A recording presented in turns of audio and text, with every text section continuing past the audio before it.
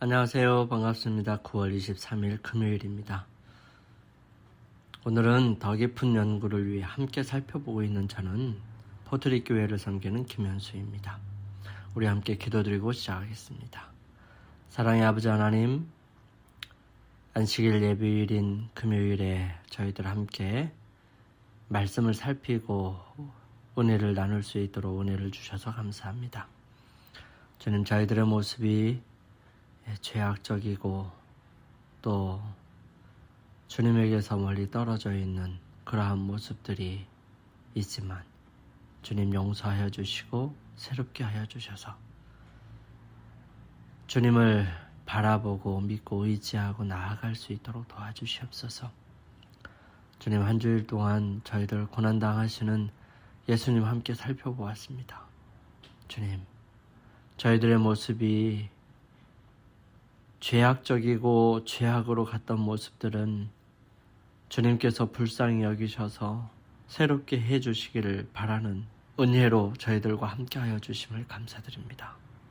주님, 저희들을 불쌍히 여겨주시고 새롭게 하여 주시며 주님의 그 거룩한 은혜와 능력으로 함께하여 주시옵소서. 오늘도 주님 앞에 간절한 마음으로 기도를 드리는 주님의 사랑하는 자녀들의 기도를 들어주시고 그들에게 문제의 해결과 채워주심과 위로하심과 또 능력으로 역사하여 주셔서 그 모든 일들의 해결책 되어 주시옵기를 간절히 소망합니다. 시작하는 시간입니다. 마치는 시간까지 저희들과 함께하여 주시옵기를 예수님의 이름으로 기도드립니다. 아멘.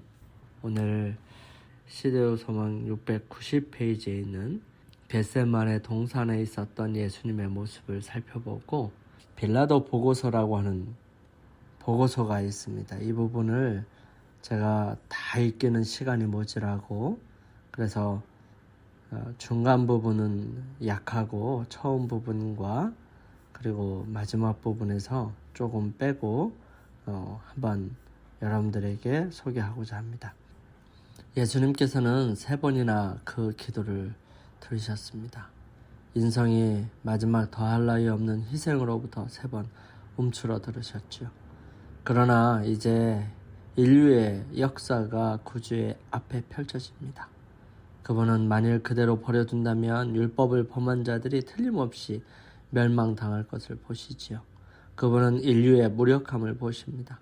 그분은 죄의 세력을 보시고 운명지어진 세계의 재난과 비탄이 그리스도 앞에 떠오릅니다.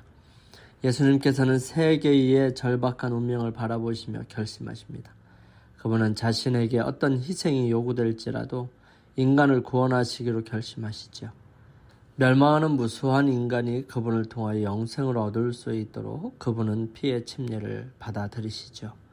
그분은 순결과 행복과 영광의 하늘 조정을 버리시고 잃어버린 한 마리 양, 즉 죄로 인해 타락한 세계를 구원하려 오셨습니다. 그분은 자기의 사명에서 돌아서지 않으실 것입니다. 그분은 스스로 범죄한 인류의 화목제물이 되실 것입니다. 그분의 기도는 이제 복종하시겠다는 말씀뿐이었습니다. 내가 만일 마시지 않고는 이 잔이 내게서 지나갈 수 없거든 아버지의 원대로 되기를 원하나이다. 예수님의 모습은 우리 인간을 살리시기 위하여 그분의 가지신 가장 고귀한 긍휼하심과 자비하심을 우리에게 보여주셨습니다. 그리고 막심한 손해와 손실이 있다 할지라도 주님께서는 우리 사람들을 위하여 그것을 감당하기로 결정하셨죠. 이런 모습들을 제3자인 빌라도가 여러 가지 정보들을 통해서 황제에게 보내는 빌라도 보고서라는 게 있는데요. 이 부분들을 제가 여러분에게 조금씩 선별해서 읽어드리도록 하겠습니다. 로마의 황제 디베리오 가이사 각하에게 가깝게 문안드립니다. 제가 다스리는 지역에서 최근 수년 동안 일어난 사건은 너무나 독특한 일이어서 시간이 흐름에 따라 우리나라의 운명까지 변하게 할지도 모르는 일이기 때문에 저는 이 사건이 일어난 대로 자세하게 소상히 알려드리고자 합니다. 왜냐하면 최근에 발생한 사건은 모든 다른 신들과는 조화될 수 없는 일처럼 보이기 때문입니다. 저는 발레리우스 폴라슈스를 계승하여 유대 총독이 된 나를 저주하고 싶을 정도입니다. 부임한 이래로 제 생활은 불안과 근심의 연속이었습니다. 예루살렘에 도착하자마자 저는 직위를 인수하고 큰 연회를 베풀 것을 명하고 갈릴리의 영주들과 대제사장 그리고 그의 부하 직원들을 초청하였습니다. 그런데 정해진 시간이 되어도 아무도 나타나지 않았습니다. 저는 이 사실을 저와 제가 속하고 있는 정부 전체에 대한 일종의 모욕으로 간주하였습니다.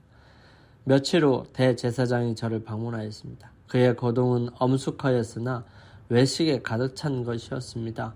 그는 그들의 종교가 그와 그의 추종자들에게 로마 사람들과 자리를 같이 하는 것이라든지 먹는 것이라든지 마시는 것을 금지한다고 변명하였습니다. 그러나 그러한 변명은 신앙이 깊은 채 하는 것에 불과하다는 것을 그의 안색으로도 알 수 있었습니다. 나는 그의 변명을 받아들이는 것이 정략이라고 생각했습니다. 그 순간부터 피정복자는 정복자를 적으로 간주하고 있다는 사실을 확신하게 되었으며 로마인들에게 이 나라의 제사장들을 요주의할 것을 경고해 주어야겠다고 생각했던 것입니다. 그들은 자신의 벼슬과 호화스러운 생활을 위하여는 그들의 어머니라도 배신할 자들입니다. 제가 통치하는 모든 도시 가운데 예루살렘은 가장 다스리기 힘든 도시라고 여겨집니다. 백성들은 매우 거칠어서 저 자신 순간순간마다 폭동의 두려움 속에서 살아왔습니다. 저는 폭동을 진압할 만한 군대를 거느리고 있지 않습니다. 단지 저의 지휘하에 한 명의 백부장과 그가 거느린 군대가 있을 뿐입니다. 그리하여 저는 자기의 통치 지역을 방어할 만한 충분한 군대를 거느리고 있다고 알려온 시리아의 사령관에게 증원군을 요청하였습니다. 우리들이 이미 획득한 영토를 방어하는 일을 등한히 한다면 우리 제국의 확장을 꾀하는 지나친 욕심은 결국 우리 정부 전체의 붕괴를 초래하게 하는 원인이 되지 않을까 하는 두려운 생각이 듭니다. 생략하고요. 예수는 대제사장 앞에 끌려와 사형으로 정죄되었습니다. 대제사장 가야바가 중재를 부탁해 온 때가 바로 그때였습니다.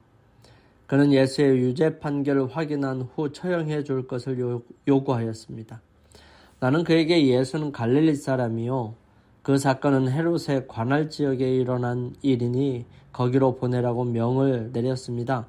교활한 그 영주는 겸양을 표시하는 척하면서 가이사의 대리자인 저의 명령을 거절하고 그 사람의 운명을 제 손에 위탁하였습니다. 곧 저의 관저는 포위된 성보에 행세를 띄었고 매 순간마다 불만에 가득 찬 터질 듯한 군중들은 그 수가 증가되었습니다. 예루살렘은 나사렛 산지에서 몰려온 군중들로 넘쳤으며 전 유대인들이 모두 예루살렘으로 쏟아져 들어오는 것 같았습니다. 저는 장래의 운명을 내려다 본다는 까울 지방의 여자를 아내로 두고 있습니다. 아내는 제 발치에 엎드려 몸을 맡기고 울면서 말하였습니다. 조심하십시오. 조심하십시오. 저 사람에게 손대지 마십시오. 그는 거룩하신 분입니다. 어젯밤 저는 환상 중에서 그를 보았습니다. 그는 물 위로 걸어가고 있었습니다. 그는 또 바람에 날개를 타고 날아다니고 있었습니다. 그가 폭풍과 호수의 물고기에게 말하였는데 그 모든 것들이 그 말에 복종하였습니다. 보세요. 기드론 골짜기는 피로 물들어 붉게 흐르고 있었고 가이사의 조상은 대량 학살로 가득 차 있었습니다. 중간 기둥들은 퇴락하였고 태양은 무덤 속의 제녀처럼 슬픔 속의 면사포로 가리고 있었습니다. 오 빌라도여, 악이 당신을 기다리고 있습니다. 만일 당신이 당신의 아내인 제 애원을 듣지 않으신다면 로마 중의원이 받을 저주가 두렵고 가이사가 당할 괴로움이 두렵습니다. 그리하여 저는 그들에게 형사재판에서 유죄 판결을 내리기 위하여는 하루를 온전히 근심하지 않고서는 판결을 내릴 수 없다는 그들 자신의 법을 들어 앞뒤가 맞지 않는 그들의 주장의 모순성을 지적하였습니다. 뿐만 아니라 유죄 선고는 사내들인의 동의를 얻어 의장의 서명을 받아야 하며 또 어떠한 범죄일지라도 형의 확정 선고를 받은 당일에는 그 형의 집행을 할 수 없으며 다음 날에 집행한다 할지라도 집행 전에 사내들인이 전 경과를 검토해 보아야 하며 또 그들의 법에 따라 한 사람이 길을 가지고 재판정 문에 서 있는 동안 다른 사람을 말을 타고 좀 떨어진 곳에서 범죄자의 이름과 죄명과 증인의 이름을 소리 높여 외쳐 혹시 누가 그를 변호할 사람이 있을지 여부를 알아봐야 하며 형 집행 도중 범인이 3번 뒤를 돌아보아서 새로운 사실로 자신에게 유리한 변호를 할 권리가 있다는 것을 그들에게 깨우쳐 주었습니다. 저는 그러한 구실을 말해줌으로써 그들이 두려운 마음으로 복종하기를 바랐으나 여전히 그들은 그를 십자가에 못 박으소서, 그를 십자가에 못 박으소서 하고 소리질렀습니다. 저는 그들의 마음을 충족시켜줄 생각에 예수를 채찍질하라고 명령하였습니다. 그러나 그것은 군중의 분노를 증가시켰을 뿐이었으며 저는 대야를 가져오라고 하여 소란스러운 군중 앞에서 제 손을 씻음으로써 나사렛 예수를 죽음에 내어주는 데 대해서는 아무런 책임도 없다는 것을 보여주었습니다만 그것도 허사였습니다. 천면피 같은 군중들이 갈구하는 것은 바로 예수의 생명이었던 것입니다. 저는 가끔 시민 폭동에서 노도한 군중을 목격해 왔으나 이번처럼 격렬한 폭동은 본 적이 없었습니다. 마치 지옥의 모든 유령들이 예루살렘으로 모여든 것과 같다고 밖에 표현할 수가 없었습니다. 군중들은 걸어다니다기보다는 갑자기 땅에서 불쑥불쑥 솟아나는 것 같았으며 총독 청사의 입구에서부터 시온산까지 이르는 군중들은 넘실거리는 파도를 따라 움직이는 소용돌이처럼 보였고 판노니아의 공회소의 소동이나 폭동에서도 결코 들어볼 수 없는 가지가지의 회개한 소리를 지르며 모여들었습니다.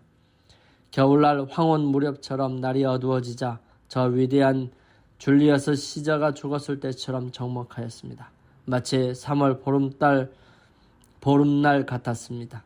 모반을 일삼는 이 성을 위임받은 통치자로서 저는 접견실 기둥에 기대어 서서 그 죄없는 나사렛 젊은이를 처형하려고 끌고 다니는 어두컴컴한 지옥의 악마 같은 저들의 무서운 계략을 꺾을 방안을 생각하고 있었습니다. 조금 생략하고요. 저는 허탈한 마음과 슬픔에 차서 총독청에 돌아왔습니다. 그 나사렛 사람의 피가 아직 얼룩져 있는 제 계단을 오르다가 저는 문득 한 늙은이가 무엇을 탄원하는 듯한 태도로 서 있는 것과 그 노인 뒤에서 몇 명의 로마 사람들이 눈물을 지으면서 서 있는 것을 보았습니다. 그는 내 발 앞에 몸을 굽히고 크게 통곡하였습니다. 늙은 노인이 울고 있는 것을 보니 마음이 아팠으며 비록 외국 사람이기는 하지만 함께 있는 로마 사람과 같이 제 마음은 슬픔으로 어찌할 바를 몰랐습니다. 그리고 실제로 그날 제가 본 많은 사람들의 눈에는 눈물이 글썽거리고 있는 듯 보였습니다. 저는 그렇게 격한 감정을 가져본 적이 없었습니다.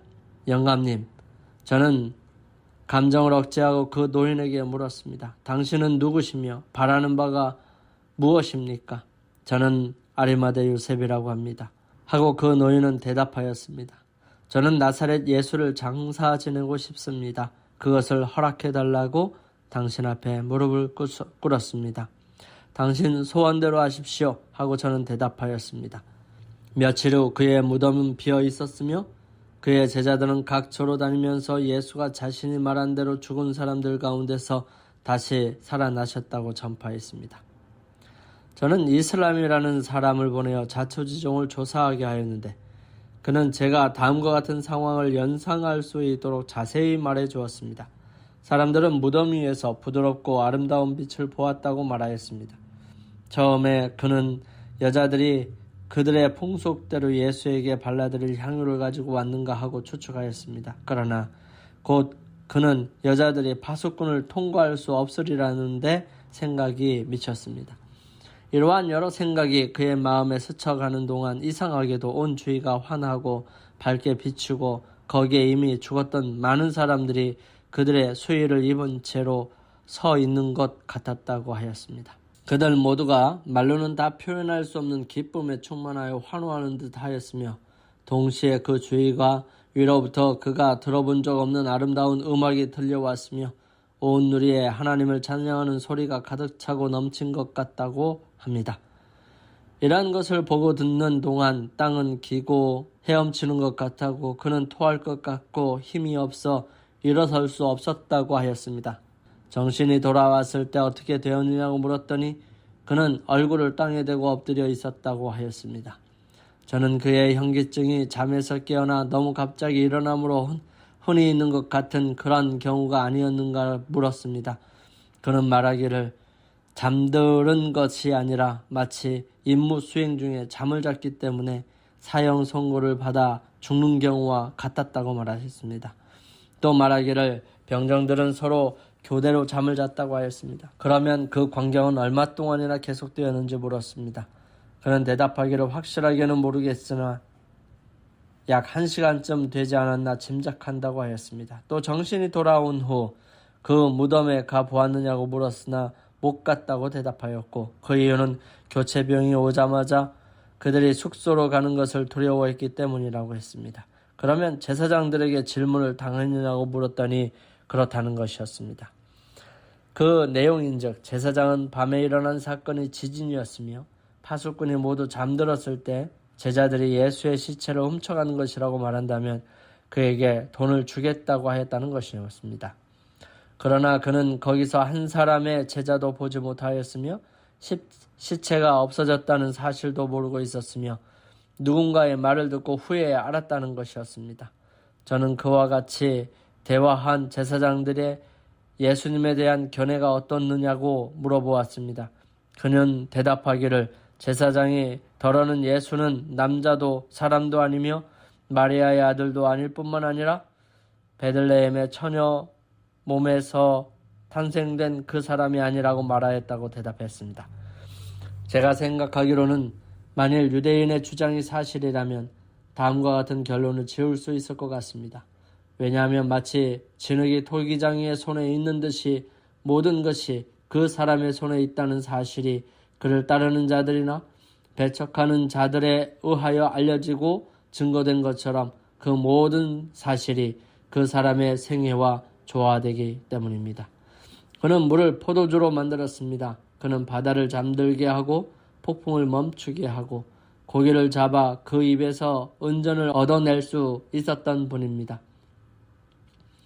만일 모든 유대인들이 증거하는 것처럼 그가 했다고 하는 많은 일들을 그가 할 수 있었다면 그를 대적하게 했던 그의 모든 주장은 사실일 수밖에 없다고 저는 감히 말씀드립니다. 그는 범죄함으로 어떤 법을 어김으로써 또 누구를 그릇되게 함으로써 비난을 산 적이 없었습니다. 이 모든 사실은 그를 지지하였던 사람뿐만 아니라 그를 대항하였던 수많은 사람들까지도 인정하고 있었습니다. 십자가 옆에서 말커스가 말한 것처럼 나는 진실로 이 사람이 하나님의 아들이었다고 말하고 싶습니다. 각하여 이것은 제가 할 수 있는 한 사실대로 기록한 것입니다. 이번 사건에 있어서 안티파터가 제게 관한 여러 가지 가혹한 평을 하였다고 들었으므로 황제께서 사건의 전모를 아신 후 제가 취한 행동에 대하여 바른 판단을 내려주시도록 자세히 쓰느라고 많이 애썼습니다. 각하의 건승을 빕니다.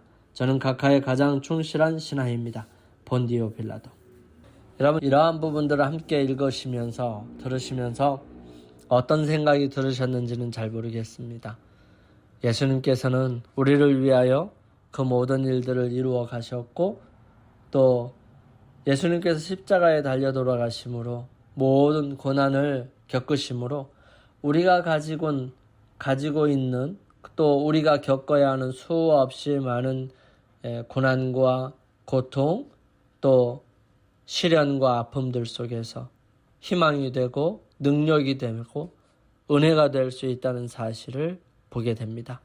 주님, 이 모든 것을 겪으신 주님께서 우리에게 친구가 되어주시고 우리에게 힘이 되어주시고 우리를 보호하시고 이끄시고 인도하시는 분이시다는 사실에 대하여 감사를 드리고, 한 기 동안 배웠던 고난 중에 함께 하시는 예수 그리스도를 우리의 삶을 통하여 더욱 절실히 분명하게 깨닫고 이해되기를 간절히 소망합니다. 함께 기도드리겠습니다. 저희들을 사랑하시는 아버지 하나님, 주님께서 한 기 동안 고난당하신 그리스도 함께 살펴볼 수 있도록 도와주셔서 감사합니다. 주님, 저희들의 모습은 힘겹고 어렵고 또 죄악에 따라 수없이 많은 상황들 속에서 이해가 되지 않는 여러 가지 고통과 아픔들이 있었음을 고백합니다. 하지만 주님, 그 모든 것에서 모든 것을 통제하시고 이끄시는 주님께서 주인이라는 사실을 잊지 않을 수 있도록 도와주시옵소서. 주의 크신 은총과 은혜가 저희들의 삶에 늘 함께하여 주심으로 그 모든 것들을 넉넉히 극복해 나갈 수 있도록 축복하여 주시옵기를 저희들을 사랑하시는 우리 주님 예수 그리스도의 이름으로 이 모든 것들을 위하여 간절히 기도드립니다. 아멘. 감사합니다. 오늘 하루를 주님 안에서 승리하기 위하여 주님 앞에 머무는 시간을 갖겠습니다. 저는 다음 기회에 찾아뵙겠습니다. 감사합니다.